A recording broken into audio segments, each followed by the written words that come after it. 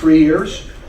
It was a brainstorm by Dr. Frank Kaufman, a couple phone calls, and the ball started rolling. This is, we've actually had events in Southern California for 3 years. This is about the fourth event, but this is the first time that this content is being shared and being rolled out. So we're very excited that you're here. We're actually honored that you're here. We know that you've come long distance. We know that on a Saturday you could be doing a lot of other things today, but we know that you're all, everybody that's come here are patriots, and you're concerned about our country and the direction our country is going. Agreed? Yeah. Yes. Okay. All right, so we're going to get started. What I'm going to ask everyone to do is, if you, first of all, let me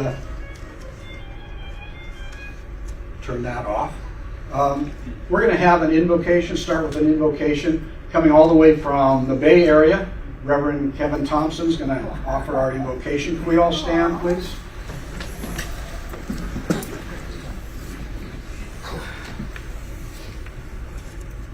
I wasn't born in America, but I got here as quick as I could. Yeah. Let's bow our heads.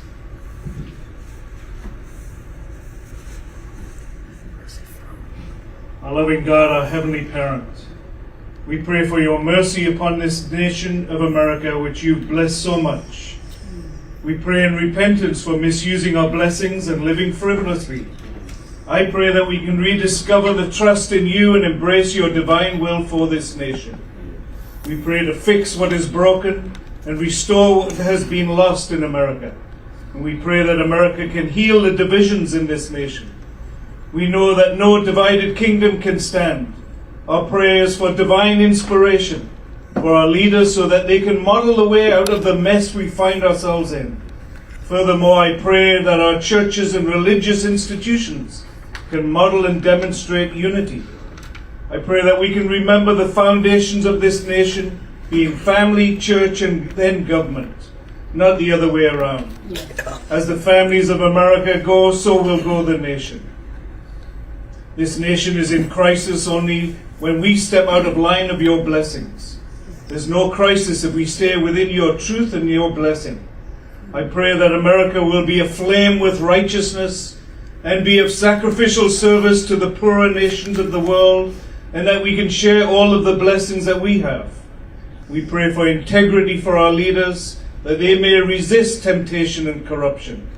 Above all else, we pray for redemption, peace, and prosperity for this nation of America and all nations of the world.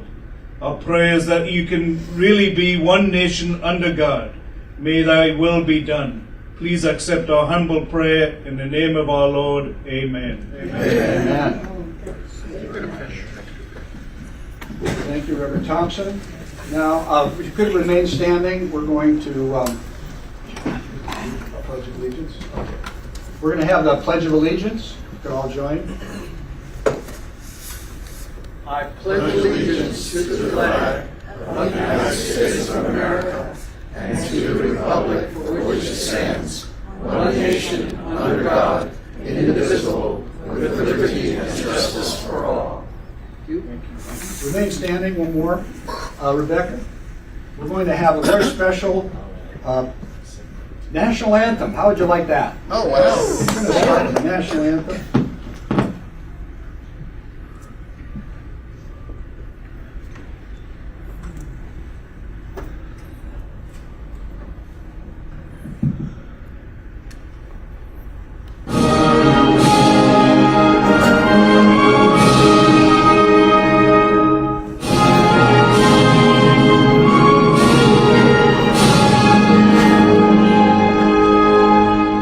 Oh, say, can you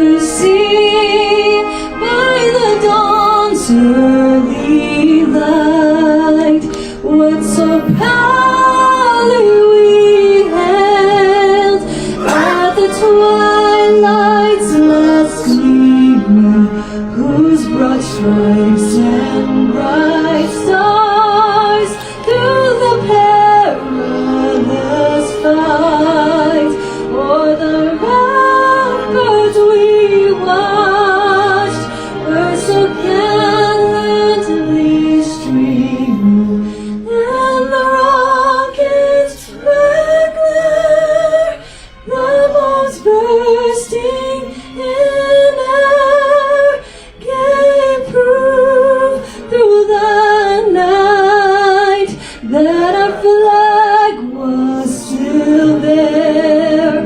Oh, say does that star-spangled banner yet wave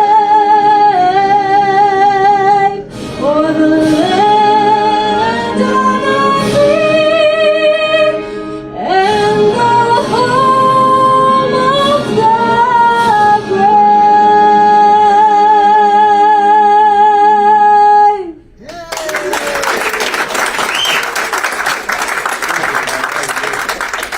Thank you very much, Rebecca Zinke. Very much. Okay, next, I would like to invite, oh, you can all have a seat. We're not going to stand for the whole 3 hours. I would like to invite up another very important person to this event. A lot of you probably already know him already, and that is Jack Ashworth. Yeah! And Jack, let me just say a couple things. Without Jack, I don't think we'd all be here today. Jack is a powerhouse, and Jack has an educational background. He worked for several decades in the Los Angeles School District as a special ed teacher. Jack's retired, but he came back out of retirement to be the chairman of the Southern California Settlement Project. So I'd like to welcome up Jack Ashworth. Yay! And everybody that's here, it's my honor to introduce our distinguished scholars who will be giving presentations today. Both of them, you might need to know this, come from extremely different academic disciplines. So we hope that they don't get in a fight here today. But I would like to just introduce a little bit about them. Our first speaker, David Burgess, he received his Master's of Arts in International Studies in Comparative Religion and his PhD in Critical Theory from the University of Washington. Dr. Burgess serves as founding literature and politics editor at the New World Encyclopedia since 2005. Dr. Burgess leads and has led several national and international organizations involved in social and political leadership, education, and mobilization committed to interracial and intergenerational harmony and collaboration. Dr. Burgess currently advises the Settlement Project and its New American Initiative in areas of philosophy, ideology, and the academy. Our second speaker, Dr. Frank Kaufman, received his PhD in History of Christian Thought at Vanderbilt University.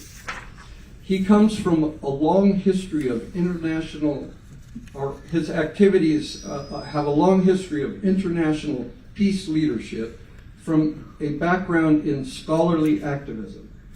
In the latter arena, he is the founding director and editor-in-chief of the Wikipedia alternative New World Encyclopedia. Dr. Kaufman's experiences in areas of war, in the forefront of digital research, led him to realize that a free and healthy future for all depends on American patriots turning back current forces hostile to America's founding ideals.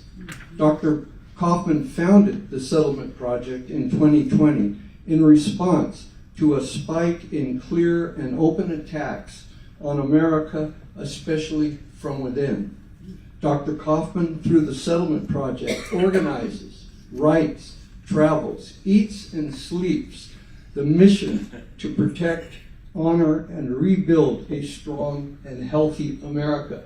So let's welcome first Dr. Burgess, and I know you'll have great afternoon.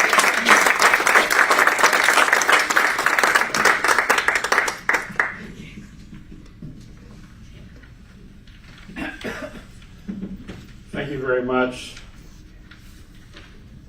Great to be here. Hang on. Okay. Give me just a second here.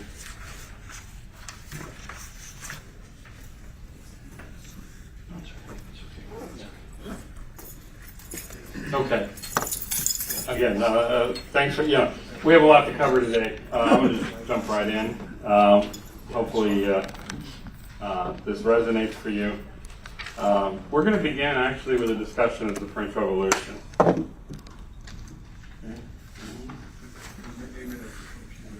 Where's it going? Oh, turn it on, works. Yeah. Here we go. All right, there we It go. always works when it's turned on.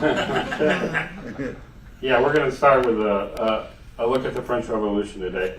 So why study the French Revolution? It's actually very important. It was the first attempt to remake a country based on a secular philosophy. And it would, and we'll demonstrate, it sets the pattern for the revolutions that would follow.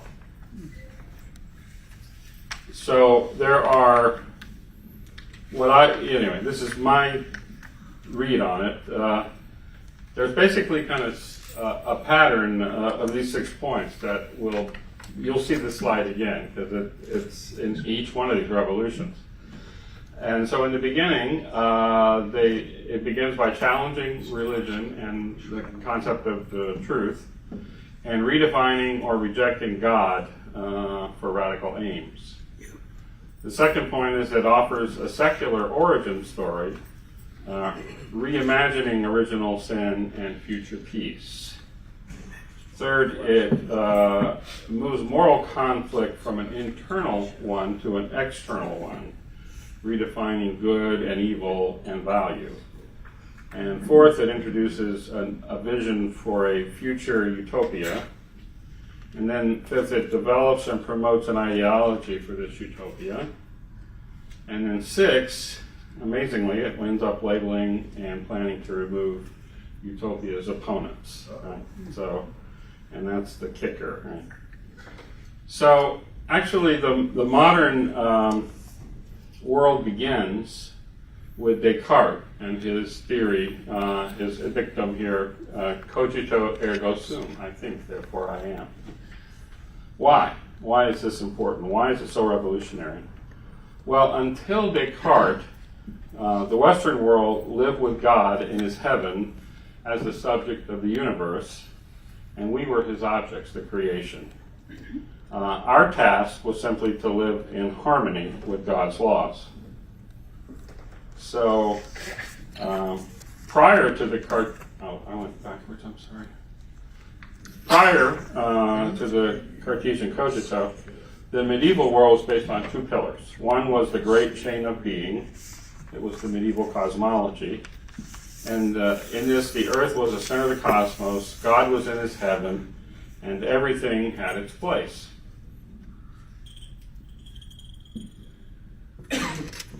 The second truth was the divine right of kings, or the medieval political theory. The king was anointed by God and ruled on his behalf. Now, I'm not arguing we should go back to this. That's not the point. The point is that, these ideas have consequences, and we'll see what the consequence was, right? So, in the cogito, man becomes the subject, right? The worldview was completely turned upside down. It said that the subject of knowledge, the guarantor of truth, was none other than the thinking thing, the human self. While I can doubt everything, Descartes says, I cannot doubt that I'm the one doing the thinking. So the I becomes the lone depository of certainty on which every other truth depends. This was a reversal of the order of dominion. The existence of God and every other truth depended on man, not the other way around, right? That's a complete opposite of what went before. So human reason was the new order of the day, and the task before us then was to design a world based on reason. And we call this the rationalist revolution, right? So, again, step one. The rationalists redefine God. So in France, the order that was developing was based on this emerging rationalist thought, and especially the ideas of Jean-Jacques Rousseau. Now, Rousseau was not an atheist, but his supreme being was not the God of the Abrahamic faiths. He reinterpreted God and what it means to be a human being, and finally, he reinterpreted the origin of evil. So we'll take a look through those. Some of the more radical revolutionaries even rejected Rousseau's supreme being. They were atheists who tried to replace God with the goddess of reason. Unfortunately, the superimposed, but you can see in the background that's a statue of the goddess of reason, and they're parading her around and basically worshiping her, right? So that was one of the features of the revolution. So Rousseau, as I said, redefined the problem of evil. Evil's not merely a spiritual or religious question. It is a social problem, clearly. Right? So Rousseau declared in the social contract, as he says, man is born free, but everywhere he is in chains. So what is the cause of the slavery? For Rousseau, the problem of evil lay not in the human heart, in rebellion against the Creator, or however else religion defines it, but in man's ability to pursue his own interests, putting him at odds with everyone else. In Rousseau's philosophy, in the state of nature, which is what they, in the state of nature, or the state of natural goodness, right, that human beings are, he believed originally lived in, then this pursuit of private property only served to separate the noble savage from his communal spirit. Right?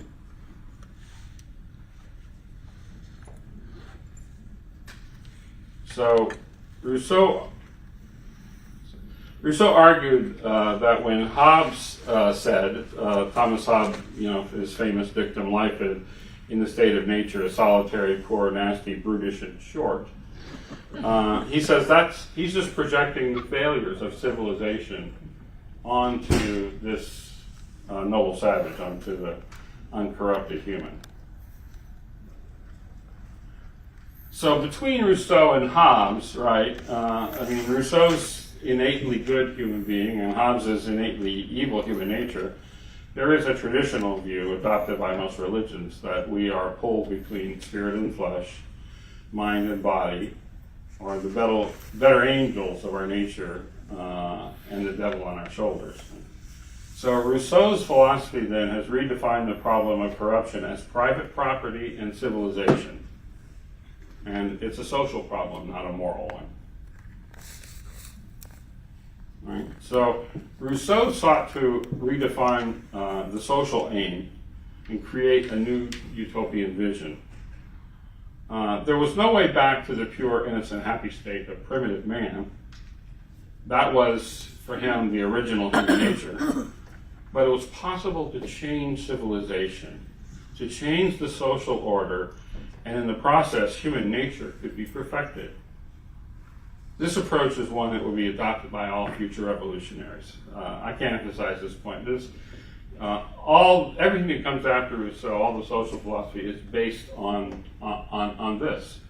The idea that we can simply change society and then everything will be fine, right? And everyone will be good.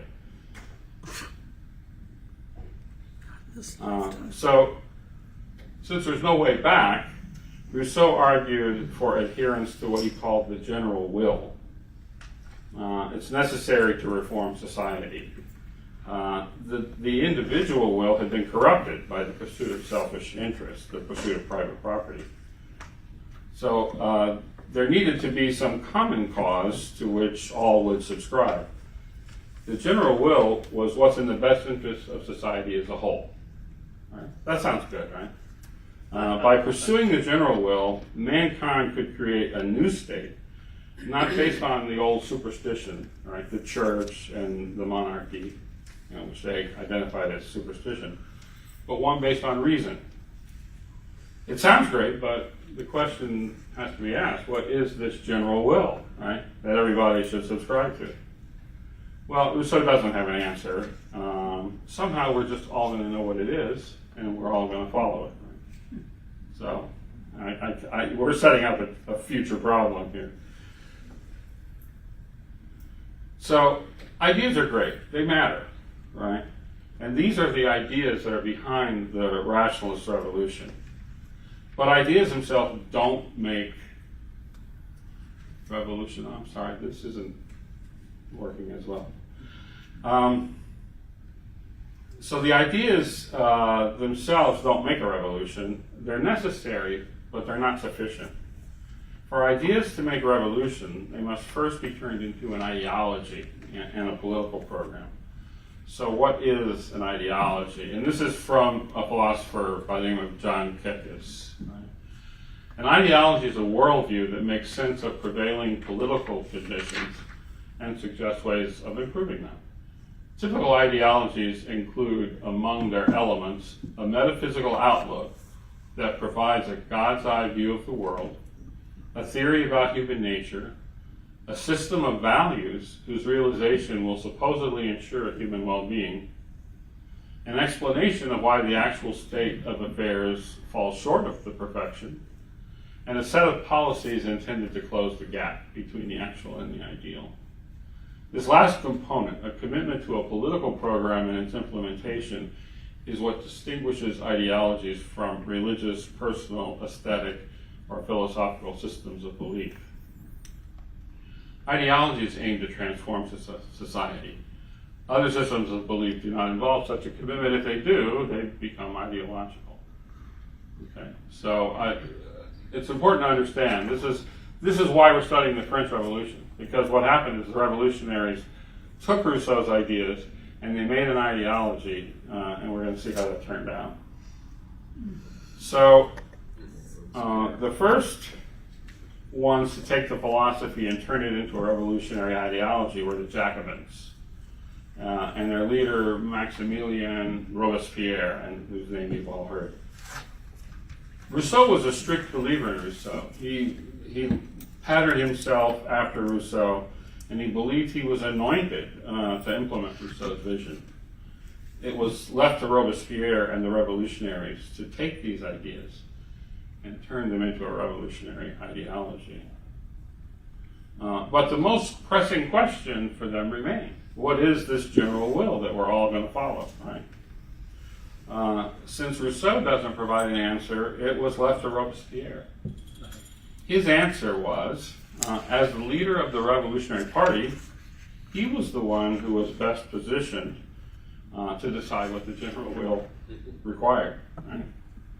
The general will is what Robespierre says it is. And I think we can see this is the place in which the philosophy and the ideology began, and the disconnect between them begins. Right? The revolution that was philosophically based on reason, or the general will, was in reality grounded in a political struggle between the ancient regime, the ancien regime, the old monarchy, and the clergy on the one hand, and the working poor of Paris, the so-called sans-culottes. It referred to the breeches that they wore. And the Paris Commune, which was a government in the city of Paris that they formed.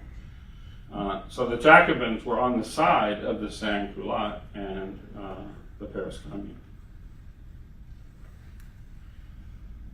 So the philosophy rejects the traditional religious view of the infinite worth and value of each individual.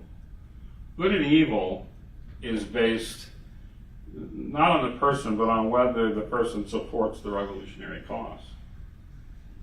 So the revolutionaries developed a plan to attack those on the side of the old superstition, right? The government and the church.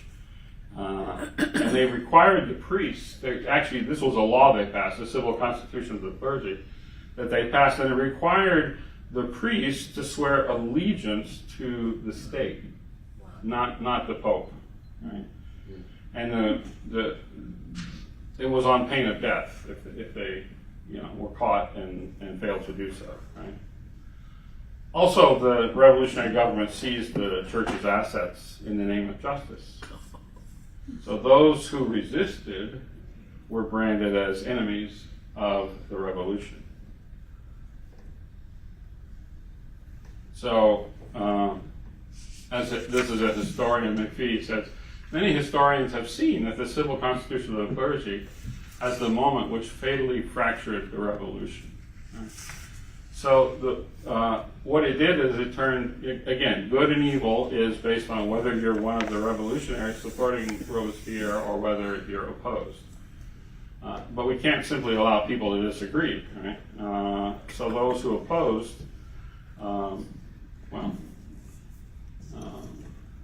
we'll see what happens. Actually, in January of 1793, they executed Louis XVI and Marie Antoinette, the king and queen, and abolished feudalism. Right. So not only the clergy, but they went after the old government as well, and the aristocracy that had preceded. Right.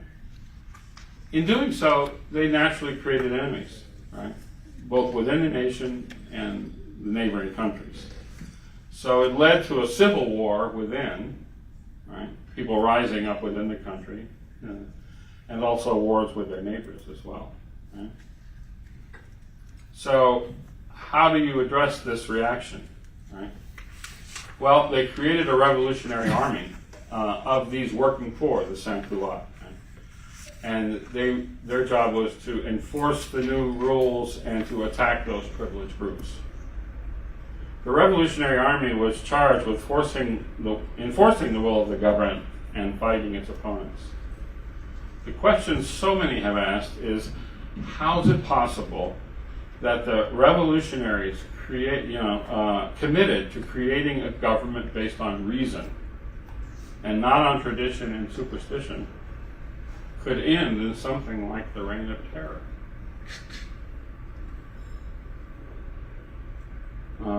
Well, to replace the superstition grounded in this Judeo-Christian mythology, right? That was their belief. They were replacing the old superstition with reason. They create, and to create a government based on reason and virtue, they argued that they simply had to eliminate those tyrants who opposed them. Right? They branded the people who didn't agree with them as evil, and they had to get rid of them. So, again, this is Kekes, who, as you can tell, I like. Put another way, uncorrupted human beings intuitively recognize and act in the general interest, right? They follow the general will. Any divergence between the individual and general interest indicates the individual's immorality and irrationality. So if any individual fails to see that his true interests are the same as the general interest, he must be forced to act as if he did see it for his own good. Or, he doesn't say this, but I will, or they have to be eliminated. Right? Yeah. And that was and this is the dictate of reason. So, Robespierre, he's often referred to as Robespierre the Virtuous. And this is a quote from him at the height of the terror. Without virtue, terror is deadly. Without terror, virtue is impotent. And then, also, terror is only justice, prompt, severe, inflexible. It is the emanation of virtue. Sounds like Maxine Waters. Here's another quote from him. We must smother the internal and external enemies of the Republic or perish with it. Now, in this situation, the revolution, the first maxim of your policy ought to be to lead the people by reason and the people's enemies by terror. So, the Reign of Terror, in which 300,000 were arrested, and these numbers, we didn't have the same kind of people counting heads like they do today, the demographers and so forth, but roughly 300,000 arrested, 40,000 killed, and others who fell victim to the national razor, right? So the Reign of Terror was not a bug in the system. It was a feature of the revolution based on reason. Each person does not have infinite value. So good and evil is decided by whose side they're on, right?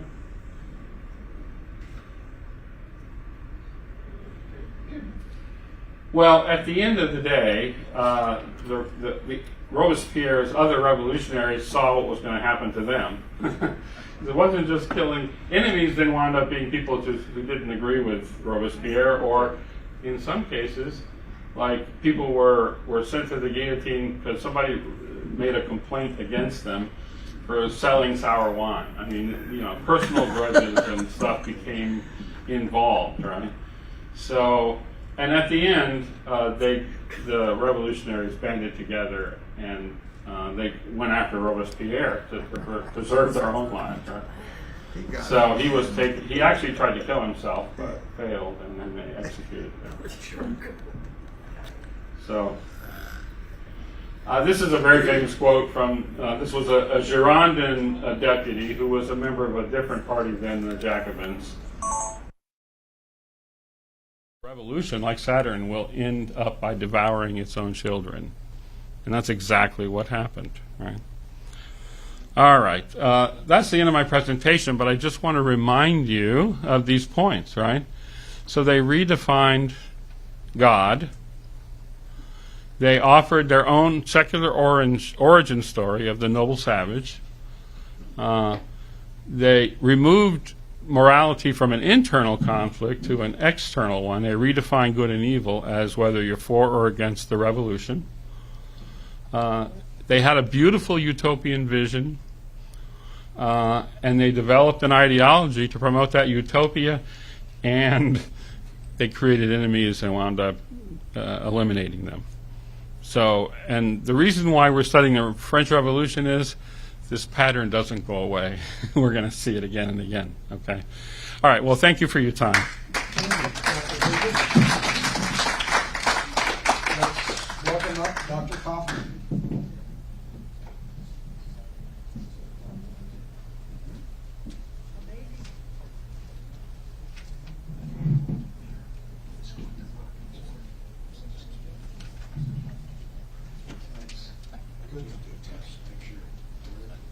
You're going to get that for me?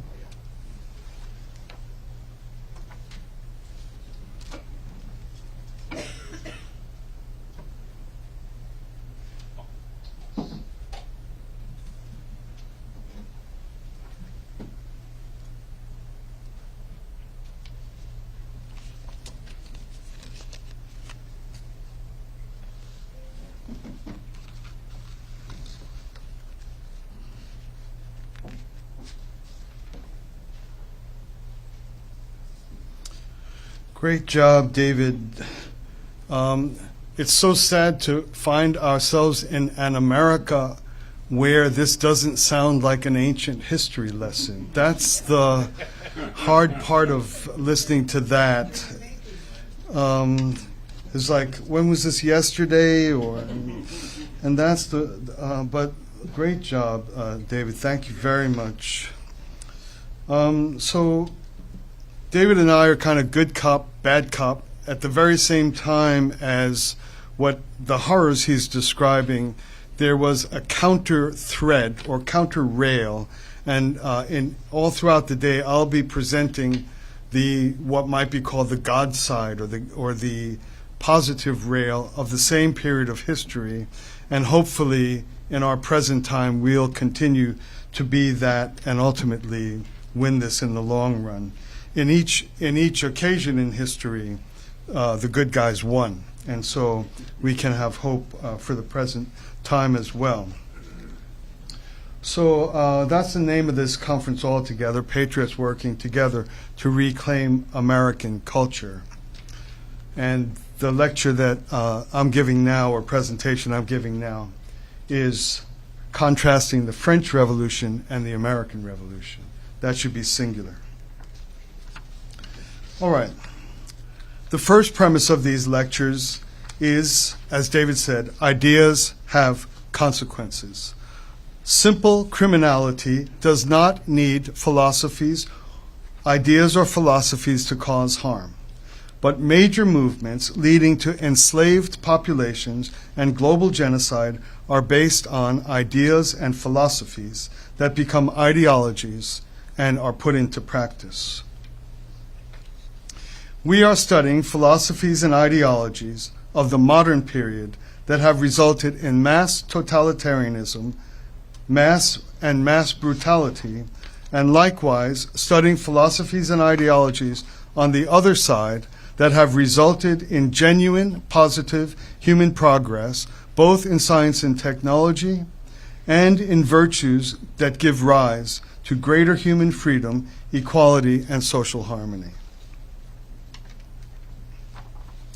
All human beings innately desire the end of suffering and a world of fairness and peace and prosperity, yet somehow a world fitting this description eludes us. Movements that successfully diminish suffering and help us grow toward fairness and liberty and widespread prosperity are those that are built on better, more accurate understanding of reality. Because of this, they successfully move us in the direction we innately desire. We are created to relate naturally with reality. Other social and political movements are designed to bring about the very same ideals of human happiness, but for important reasons, they end up creating great evil, degradation, tyrannies, and eventually widespread death. Their hopes and intentions may not be bad at first, but clearly they are based on flawed ideas. Both groups, those that help us progress and those that lead to intensified despair, want the same thing. Yet one approach consistently makes progress, one approach consistently produces grotesque life and human depravity. When groups and leaders describe themselves as dedicated to fairness and happiness and yet produce horror and despair, it means their ideas are wrong. Their views are wrong. People trying to protect America from ruin must be able to recognize and identify wrong ideas early. It's like early cancer detection. Additionally, we must have the courage to act forcefully and decisively once we recognize a dangerous agent at work. We must uproot and eradicate these harmful ideas at the very outset before they eliminate our future and the future of our country. We must know when ideas are wrong and say so clearly. There is no purchase in trying to argue that we care and you don't. Unfortunately, this is a main habit of godly patriots today and heroes today. Every day, we drown in an endless torrent of the manipulation of narratives from both sides trying to establish the claim that we care and you don't. This approach to saving our country is a dead end. We cannot magically declare that other people are badly motivated. What happens next is that we become mired in an exhausting grind of hundreds and thousands of arguments, this one about conception and when human life begins, that one about gender, this one about race, that one about immigration policy, and so on. These debates are important and necessary, but we can never gain our country back by dueling data with people who do not believe in honesty and furthermore do not believe that you should even exist or should be allowed to speak. Our ability to point out that bad ideas which not only don't work but cause great harm is urgent. And the next thing that is also needed is to have a clear forward-looking vision that provides truth and a viable plan that we must do to return to healthy life and culture. keeps us progressing towards ever greater human peace and human happiness. People have expressed worry that today's program will be too ivory tower and saying we need action, not more talk. Please be assured that the sole purpose of this gathering today and these meetings that will continue to happen across America is a burning call to action. But we must at the very least, pause to look at the map. We need clarity and solidarity. We cannot afford to make mistakes. Our need is not just to act, but to win. Here's the framework and scenario of our thoughts today. People should not be maltreated, burdened, and suffer. Whenever anyone sees these things, we are moved to remedy the situation. In the last 400 years, there have been 2 times in history when tyranny has been excessive and movements have arisen to reverse injustice. The 18th century, the French Revolution, which David just talked about, and the 20th century, the Bolshevik Revolution, which we'll learn about in the next hour. Today, in our present situation is a third such time. We are in such a time, and that's why it's important to study clearly and understand the plans and the victories of the past. Each time this happens, 2 competing forces arise in reaction and attempt to reclaim the rights of people to be free and equal. In the 18th century, the divergent forces in reaction to medieval oppression were the French Enlightenment and French Revolution on the one side, and Reformation thinkers, and creation of Christian democracies, beginning with the American Revolution, on the other side. The 20th century again had inequality become to a great extreme. This time it was due to industrialists and harmonization. The anti-God, anti-religious side ended up as Marxism and materialism, and the Russian Revolution. The other side was the growth and expansion of free, prosperous, Western, Judeo-Christian civilization on the other. How wonderful it would be if, after the fall of the Soviet Union and Soviet communism, we could be building a better world today. But that didn't happen. Tragically, key strains of darkness from humanism and rationalism and materialism, which we'll hear about next, were not completely uprooted, and we're in trouble now. The new philosophies that now threaten America and free societies are the greatest threat to human life ever. We have reached the end of time. We are at an all-out, hands-on-deck alarm at the life and death juncture. We must expose the roots of error and evil, and we must overtake these forces with the same spirit as our American founders. If we are to recover and renew our nation, there must arise a sufficient contingent of us who trust divine providence, are related sacrificially to the protection of our country, and who are ready to mutually pledge to one another our lives, our fortunes, and our sacred honor.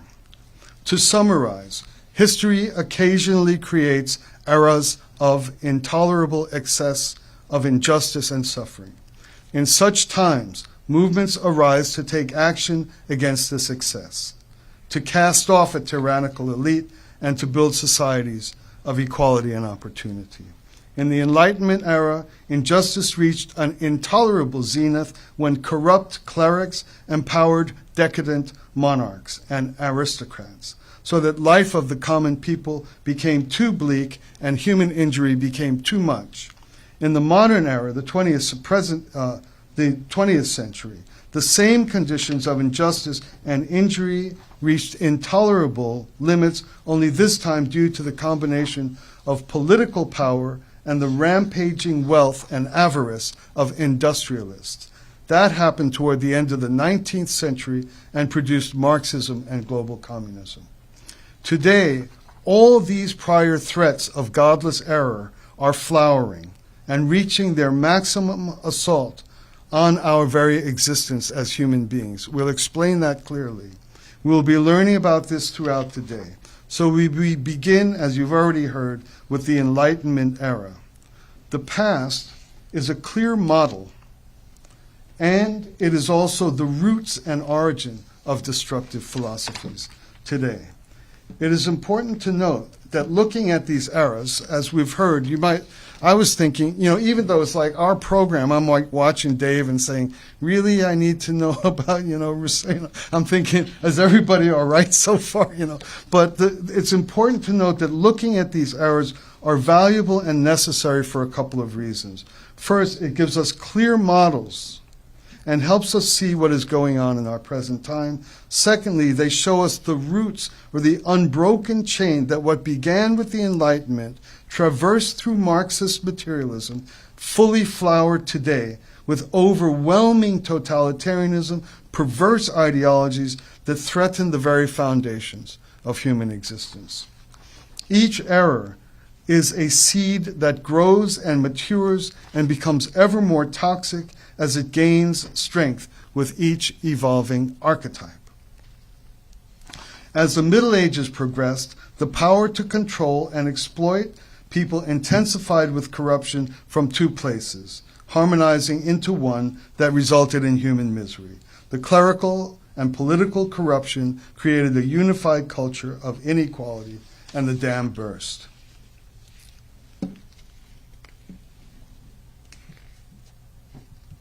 The use of religion to diminish lives of peasants and serfs was especially loathsome, and the question of freedom began right there with two opposite reactions. The path of revolt flowed from the conclusion that faith and religion itself is the origin of human oppression. That's what David was describing in the first half of this lecture. The other flowed from the view that the concentration of religious power in a privileged elite was the problem, not religion itself, not faith itself. French Enlightenment thinkers sought to replace religion as a foundation for life and society with human reason, whereas Reformation figures challenged corrupt religious leadership from a place of greater, more intense religious fervor and personal religious devotion.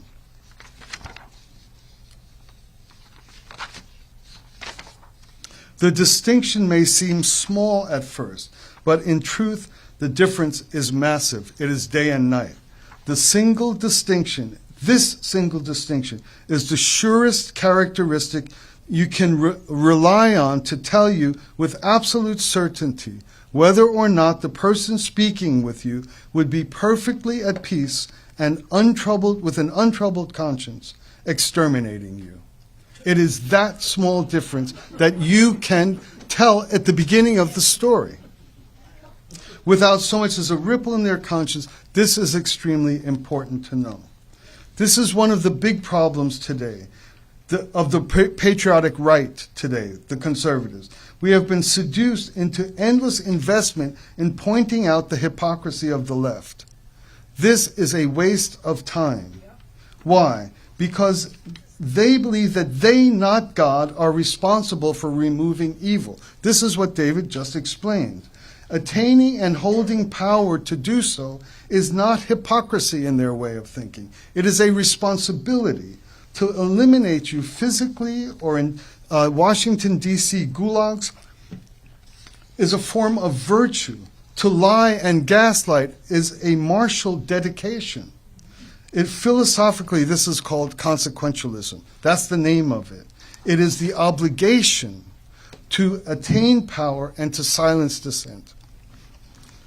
We must know the origins of this clearly so we can be better equipped to meet the challenges we face today.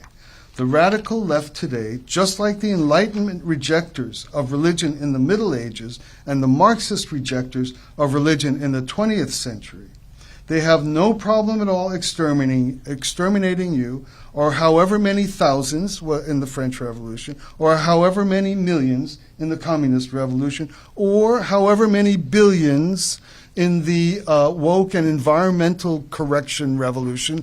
This is why we're here today, is to try to prevent what these revolutions inevitably do, to remove their opposition to their self-appointed authority and control they presume to need to enforce the implementation of their remedies.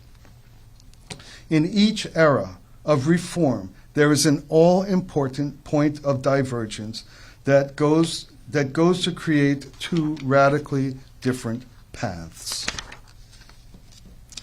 This point of divergence is simple. If religion goes bad, should it be destroyed and replaced, or should it be fixed? The whole matter of ideology revolves around this. It is that simple. Two key flaws bake themselves into movements that regard religious corruption and excess to be the cause of injustice and corruption. Human reason takes the place of God. Intellect or cognition, or science, is the paramount feature of being human. For the leftist, or for the progressive left, cognition is what distinguishes humans from the rest of creation. Religiously aware people, on the other hand, know that being created by God as an extension of God's divinity is the paramount feature of being human. These are the two options. These is the dividing line between political leanings. Because religion places God in the traditions because religion replaces God in the traditions of the anti-faith left, being smart is equivalent to being good.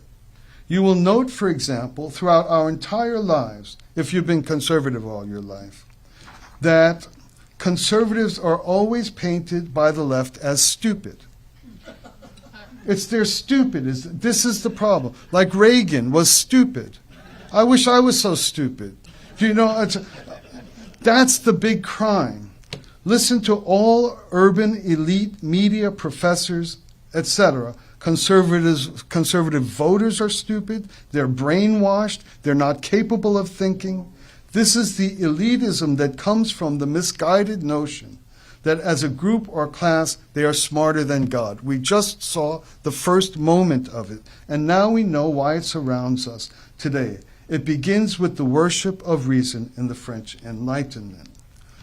People consistent with American founders, however, consider virtue, character, moral law as the foundation on which and contribution and leadership should be based. It's that basically different. For example, take Adam Schiff, or who is that old comic? Take Adam Schiff, please. Well, remember that guy? Take my wife, Henny Youngman. For example, take Adam Schiff. Do conservative patriots think he is unintelligent? No. The problem with Adam Schiff is his moral character. The problem is not that he's unintelligent. The problem is that he's a liar. That's the problem. He embodies an important aspect of the issues we are discussing here today, what is called consequentialist ethics. Ends justify the means. Lying is okay. Are all natural in systems that reject God and religion. The reason is that universal equal value for every human being requires something universally applicable to every human being. The simple acknowledgement that we are created solves that. If you're looking for human equality, there is one constant that is applicable to every single human being you lay eyes on, that you're created. That is the beginning of human equality. The simple acknowledgement that we are created solves this matter. Systems for reform and organization start based on our equality, and inviolable value are the safest, in fact, the only path to genuine progress and the expansion of greater good and happiness. Very quickly, to conclude, we have already heard from David what the rationalist, humanist, non-God philosophies of the French Enlightenment produced in their effort to lift good and innocent people up from suffering and injustice of the late Middle Ages. The reformers and the God-side thinkers and writers were different. Reformers did not seek to replace religion and faith, making ourselves and reason higher than God as a basis for a just and fair society, but rather they invested creatively to increase the spread of religious experience among citizens, to increase religion, not replace or remove it. This is the Gutenberg Press, making the Bible available to common people, not only available just to priests, in which we have no autonomy or sovereignty over our own personal faith. This is famously seen in the translation of the Bible from Latin to translations of the language of common everyday people. The invention of the Gutenberg Press to be mass printed more affordably, making possible the widespread access to scriptures. This is just a small superficial sampling of what happens in the fight against equality and inhumanity when religion and religious life are affirmed rather than rejected and oppressed. So I'm basically at the end of my thing. I want to show what happened from the problem is that the corrupt clerics and the corrupt aristocracy and monarchs made life miserable for people. The French revolutionaries wanted to fix that, didn't they? Didn't they? They wanted to fix it, didn't they? We saw what happened. They ended.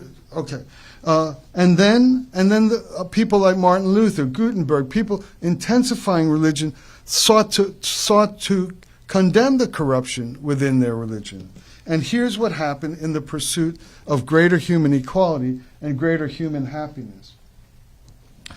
Wycliffe criticized the Catholic Church, Bible into English.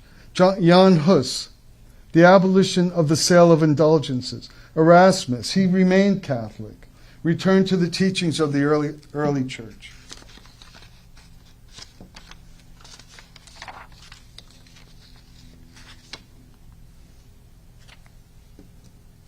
Who we got? Luther, challenging hierarchical structures. That was the point, wasn't it? That was the point of the French Revolution, wasn't it? Hierarchical structures. Council of Trent. What is it? Abuses within the church. Reaffirm Catholic doctrine. Galileo starts the entire scientific matter. The English Civil War. Promoting ideas of parliamentary sovereignty and religious tolerance. And on and on. I'll make these available. I'll leave them up for a second if people are copying them. John Locke, natural rights, constitutional government, the American Revolution, the independence of the United States, democratic principles of liberty and equality. Founding the home where the most rapid advance towards human equality, human prosperity, human individual sovereignty happened directly from the line of you can identify corruption in religion. It doesn't mean faith itself is the cause of human inequality. Here's so the flowering of Western civilization. Okay, the war fought between American colonists and the British Empire resulted in the independence of the United States and the establishment of a democratic republic based on the principles of liberty and equality. This is the flowering of Western civilization, the birthplace of a world of hope, a shining city on the hill, the hope and promise for the world's tired, poor, huddled masses yearning to be free. Everything hinges upon these three lines in the United States Declaration of Independence. We hold these truths to be self-evident. You know the thing. Vote for me in November. Okay. We hold these truths to be self-evident that all men are created equal, endowed by their Creator with certain unalienable rights. Created equal. Not all men are equal. Even the United Nations Declaration of Human Rights does not have this all-important element. Created equal, that's where equality originates, where it exists.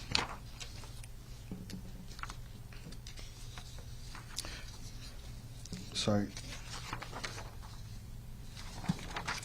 Self-evident is what is known, something that is called self-evident. We hold these truths to be self-evident. This is what is called in philosophy as axiomatic. It's an axiom. You don't argue it. It's self-evident. Self-evident is known in philosophy as an axiom. The fact of our creation and created equal and have unalienable rights. Unalienable rights is axiomatic. It's not a point of debate. The founders regarded these truths as self-evident. This is America. Without it, nothing holds, and without us, the world around us collapses. The very cause for the decision to declare independence repeats the same axiom of the author of our lives, our purpose, and our destiny. To assume among the powers of the earth that a separate and equal station to which the laws of nature and of nature's God entitle them. Our founding, these people went to almost a sure death against the greatest military power in all of human history. Did so because they felt required by the laws of nature and nature's God. This dividing point is what the main point of this first hour of our time. The founder and framers conclude their declaration, again, wholly and entirely in the hands of nature's God, and for the support of the declaration with a firm reliance on the protection of divine providence. We must mutually pledge our lives, our fortunes, and our sacred honor. Here is what happened in America. Since these, we'll cover these more and more. Here's the end of slavery, the rise of women's rights, everything that in the period after the French Revolution, which ended up just in grotesque brutality and murder, the guillotine in the public square.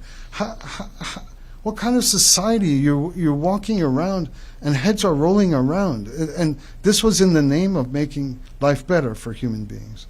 And yet, since the founding of the American Revolution, based on this simple fact, created equal, following the laws of nature and nature's God.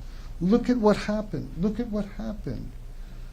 Women's rights, slavery, the end of slavery. All these people are all Granville Sharp, abolitionist. John Wesley, abolitionist. William Wilberforce, end of the slave trade. Tom Clarkson, abolition of the slave trade. Does anybody know who this is? This is a great thing. This is John Newton, the author of Amazing Grace.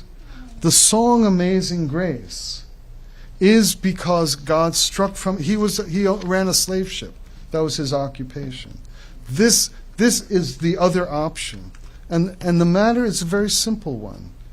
When you see religion misbehaving, is it time to get rid of it and replace it with some form of like human hubris of our superiority to God? Or does one simply reform the only thing that is the guarantor of our equality and of our hope? So thank you very much. That's first hour. Thank you very much.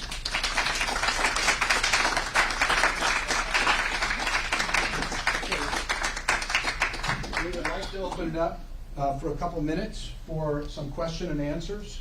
So I'll invite Dr. Kaufman and Dr. Burgess back up again. Please feel free. Someone want to go first?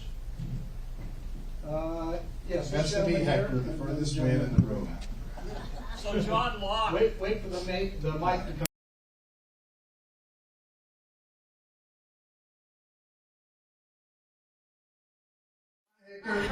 Okay, Scott. John Locke was followed intensely by our founding fathers. And I want to just bring that out a little bit more in contrast. You did state American Revolution versus the French Revolution. And I want to thank you for that, because I skipped that history lesson about the French Revolution and leading up to all that information you gave us. But I feel you need to give us a little bit more on the philosophy and the English philosophy. You did outline that, and leading up to the American Revolution. Could you add a little bit more to it?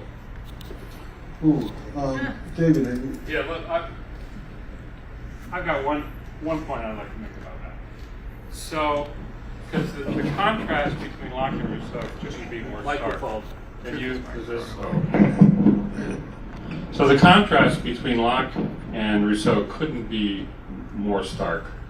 As I stated, Rousseau made private property like the original sin, right? The thing that corrupted human beings. John Locke's promoted private property, and that's what our founders actually implemented. He was, as you say, an incredibly important philosophical force behind our revolution, because private property allowed for the greatest amount of individual freedom, right?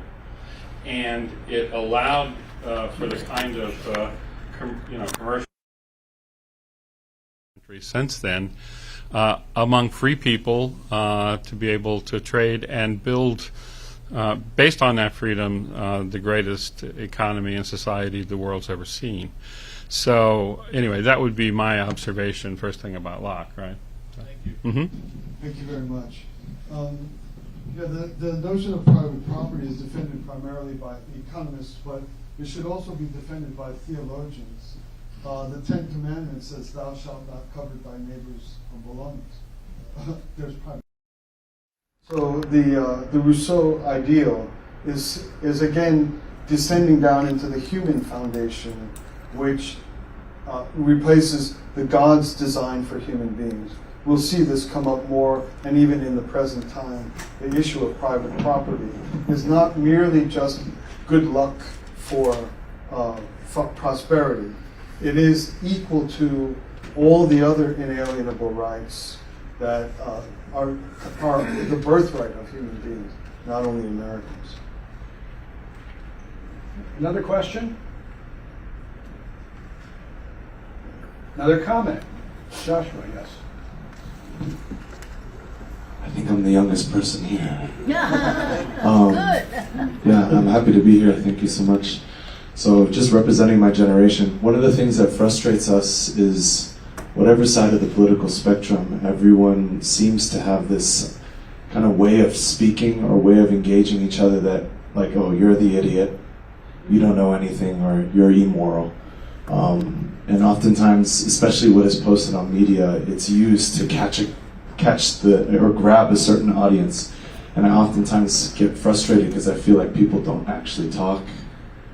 Even those who claim that they're creating space for talking aren't actually creating an environment where it feels like it's progressing towards a better future, or a brighter future for our nation. So I'm wondering, based on what you're sharing, how do we approach that? Especially, it seemed like you were notioning that we have to avoid that in some way. We have to kind of reach a higher level of thinking and engaging with one another. Thank you. Should I? Yeah. All right. Thanks very much, Josh. The ideal of harmonious environments has two options. One, a kind of a dreamy sense that in which a flat playing ground, just simple acceptance. The fact of the matter is that that's not possible for any human being, simple acceptance. So the idea is, don't argue with each other, embrace each other, get along. But there's no human being for whom that is entirely the case.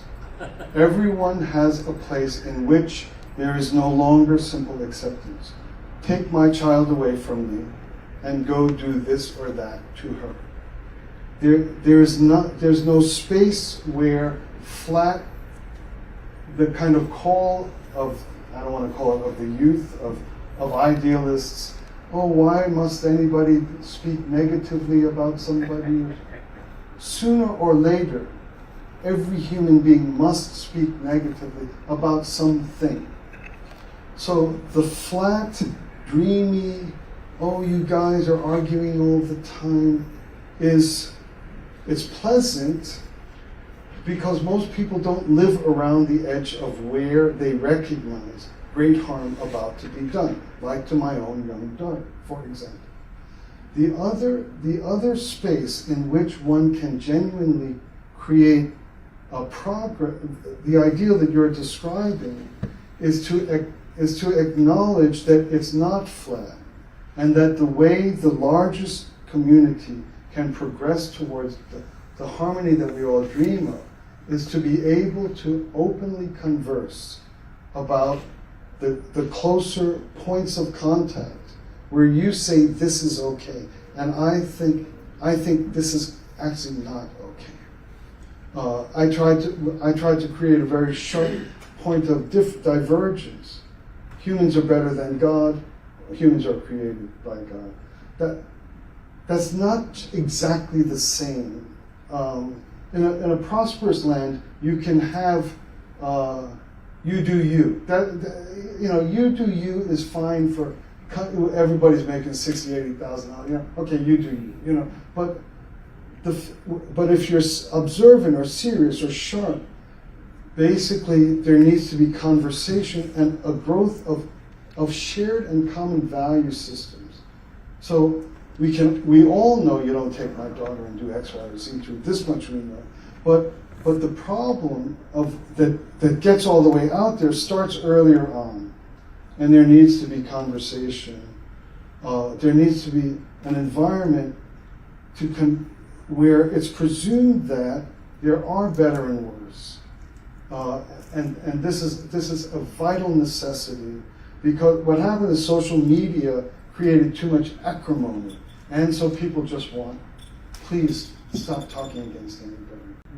It's the acrimony that's the problem.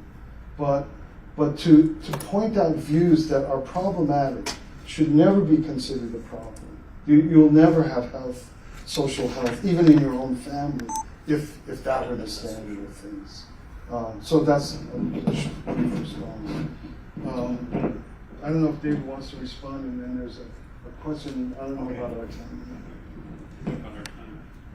We're short on time. My job is to keep things rolling along, so maybe we just have enough time for David to make a few comments. But we could take another question. Yeah, just very quickly. I think I see some faces around here that look like they might have been around as long as me. We grew up in a world where people thought about politics, but we had more, or we thought we had more in common than we had that separated us, right? So I think to just emphasize Frank's point, the problem isn't the difference of opinion. The problem is you have to actively create that commonality, right? And we've actually taken steps in this country along the way to, as Frank said, social media, other things, that the divisive voices predominate, right? But you actually need voices that are bringing people together, activities that bring people together, ceremonies that bring people together. That's the world I grew up in, and it actually worked pretty well. We didn't have all problems solved, and we still have work to do. But my answer to that is that we're not going to get rid of the differences and divisions, but we have to promote the things that bring us together and that connect our common humanity. Okay, thank you, Dr. Kaufman, Dr. Burgess.